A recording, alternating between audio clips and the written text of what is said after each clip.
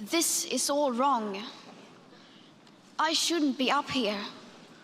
I should be back in school on the other side of the ocean. Yet you all come to us young people for hope.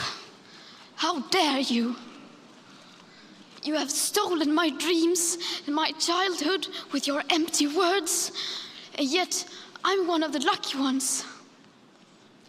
People are suffering, people are dying, entire ecosystems are collapsing.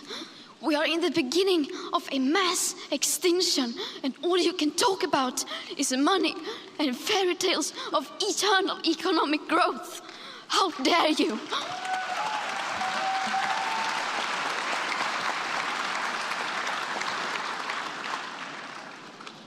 For more than 30 years, the science has been crystal clear. How dare you continue to look away and come here saying that you're doing enough when the politics and solutions needed are still nowhere in sight?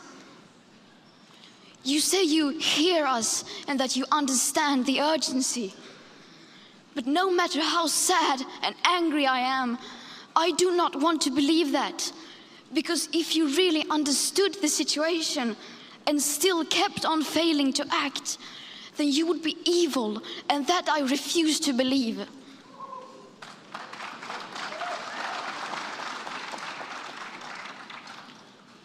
The popular idea of cutting our emissions in half in 10 years only gives us a 50% chance of staying below 1.5 degrees and the risk of setting off irreversible chain reactions beyond human control. 50% may be acceptable to you, but those numbers do not include tipping points, most feedback loops, additional warming hidden by toxic air pollution, or the aspects of equity and climate justice. They also rely on my generation sucking hundreds of billions of tons of your CO2 out of the air with technologies that barely exist. So a 50% risk is simply not acceptable to us, we who have to live with the consequences. To have a 67% chance of staying below a 1.5 degrees of global temperature rise, the best odds given by the IPCC, the world had 420 gigatons of CO2 left to emit back on January 1st, 2018. Today, that figure is already down to less than 350 gigatons. How dare you pretend that this can be solved with just business as usual and some technical solutions?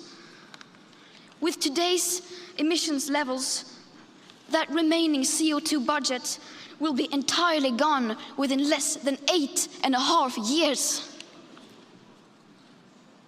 There will not be any solutions or plans presented in line with these figures here today, because these numbers are too uncomfortable, and you are still not mature enough to tell it like it is. You are failing us.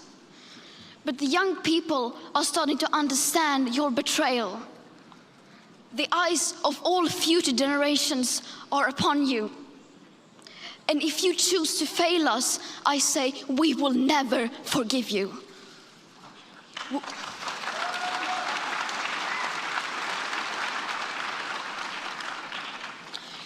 We will not let you get away with this.